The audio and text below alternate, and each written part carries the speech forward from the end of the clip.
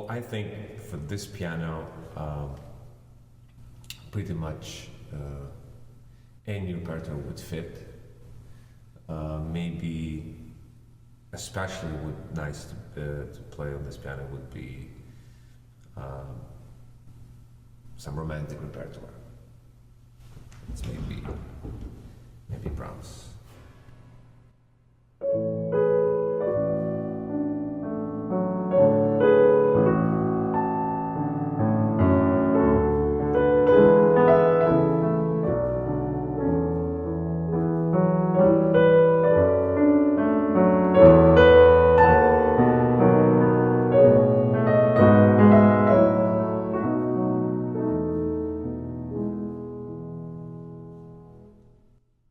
And on that piano, maybe,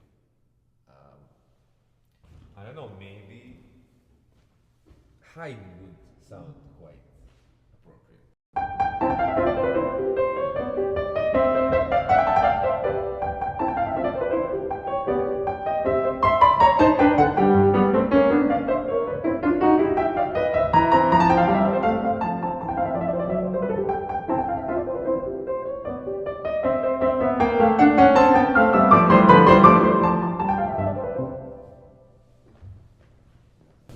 Well, I think the first piano has lots of spark and in the tone and has a very clear projection.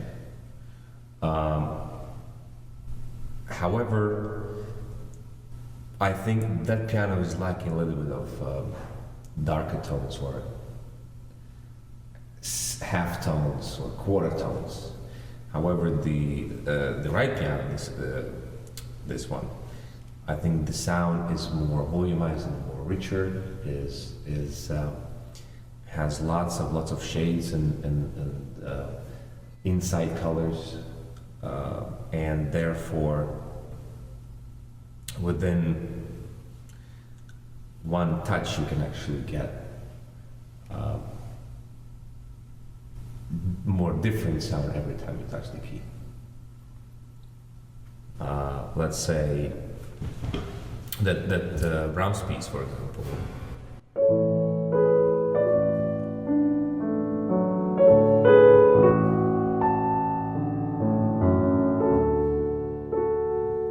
So with a long dive, let's say, into the key, which I prefer to use very often when you want to try to get some special sound.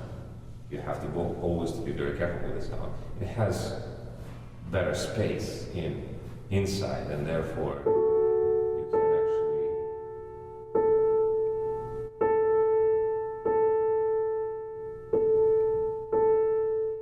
get a little bit more variety of sound. Rather here, probably it's somehow related to mechanics, because obviously the piano is very different. However, still here you can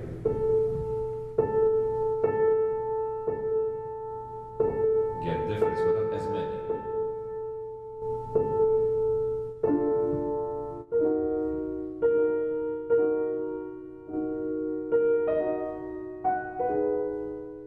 And the sound, the nature of the sound on this piano is, I think, sound comes out more direct, and therefore why I picked the classical repertoire. I think it gets closer to that fast attacca, which we need to achieve in playing, let's say, Haydn or Mozart or Beethoven, and actually that fast attacca that they related their pieces to and that they based their way of writing on. And of course, this piano is closer to Romantic and 20th century music. Probably that's why we can also talk about repertoire preferences. Of course, the good piano at home is crucially important on any stage of the education. And if we think that the small kid doesn't need a good piano, we're totally wrong, because that's where you form and build his hearing, his attention to the sound of the keyboard, and that's how you would actually develop his pitch. On the bad piano, it's very hard to do it. He will suffer later not being able to get a clear sound in his mind, his ears. And of course, also talking about his technique and how he would get the sound out of the keyboard. The culture of tone quality has always to be there, out there, and that's what we should, I think, try to get our students, little kids, used to at the first place, to a very good quality of the tone, and to be very careful with this tone. If they have not a very, not maybe very well tuned or well prepared piano, or it's too old, or the tone quality is not as good as it could be, they really cannot appreciate maybe the sound quality as much as they could, having a very good instrument at their disposal.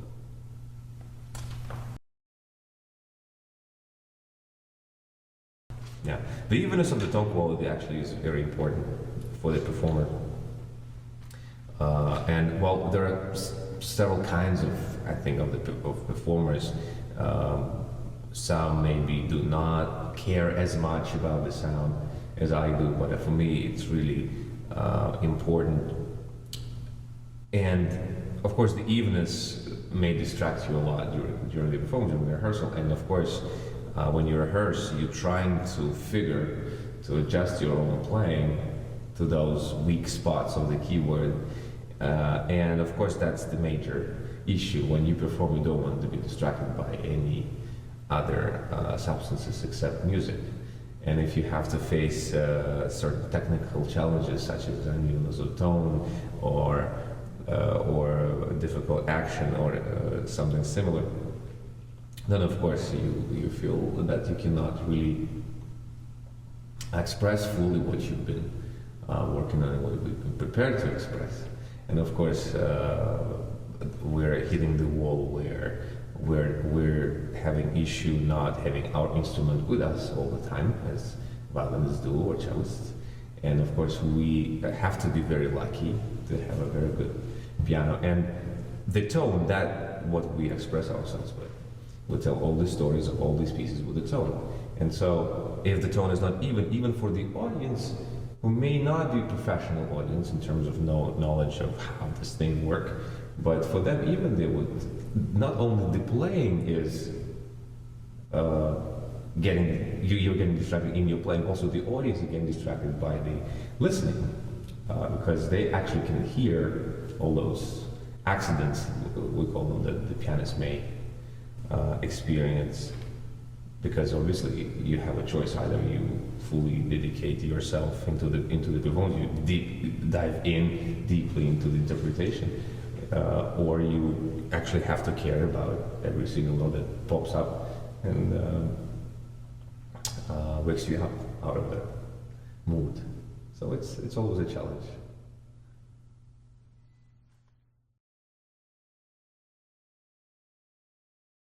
It's a very, of course, interesting question, and you know, all pianists are so different, and of course, I'm basing my understanding of this on recordings we have of musicians of the past, and some of them I was lucky enough to hear live. But first of all of them were recognizable by the tone, which unfortunately nowadays is a very rare case. But all of them can be recognized by the tone. And I think, first of all, it comes from certain tradition, because all of them were taught in a different way, let's say. Yeah, we're talking about Russian tradition, where the tone quality and attention to the tone was crucially important, and that's where I'm coming from also, as well. And of course, people like Sofronitsky or Neuhaus, they would really, you know, be very, very attentive with the touch to the keyboards. You would never see lots of extra motion of the hands, and you would be very close.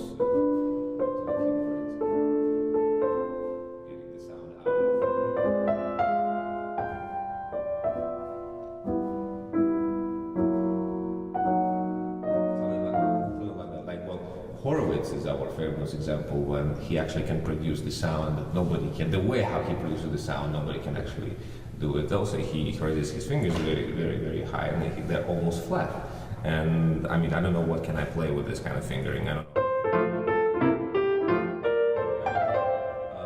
A little bit hitting the keyboard, but in his case, it's always so musical and it's never violent. It's never straight. It's never too direct. And of course, you don't want to try to imitate it. It's just impossible. People like Michelangelo, for example, who you would think didn't really care about the sound, but everything was quite stiff in their appearance and demeanor. However, in his Chopin, there's a diversity of the sound in the faster spots, and Cantilena has a totally different meaning. It's not really about legatos as much as we used to hear in Russians, but it's more about the expressivity of each note, and it's not necessarily have to be connected. I always recall his last recording, last concert in Hamburg, where he had played the Chopin First Scherzo, and in the middle section here.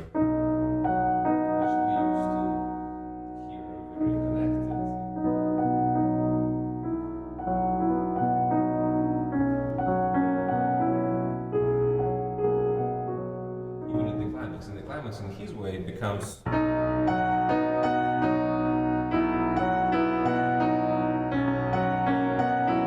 is no he doesn't use the idea of actually connecting the notes, and he basically jumps from the top to each one of them, making them heavier and heavier, and you would think, well, he's basically hitting each key, sacrificing the line, but instead each note in the right hand becomes very valuable and very expressive and dramatic, and I think this is also another example of how many ways out there to describe basically same thing as every performer, every great artist were trying to achieve: the expressivity, the drama, to get into the inner world of the piece and of the composer, and that's why they were great artists.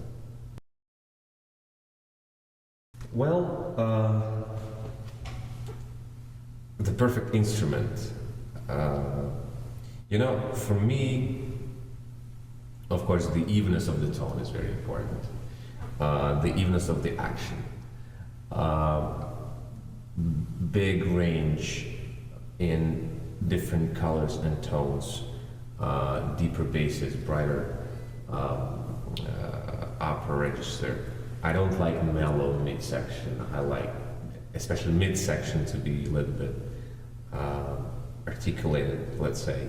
But I think more I care. Well, just these things wouldn't distract me. The action evenness and tone evenness. However, everything what's perfect at some point becomes boring. So I always like a challenge, and I believe that any piano, even if it's not the best shaped piano or not, you can always get those sounds you want out of it. You just have to really search for it, and you use your skills and different ways of getting that touch out of the piano. And that's what, coming back to your to some other questions before, that's what we have to teach the children, that the sound is always out there, no matter how better a good piano is. You just have to try to get it out.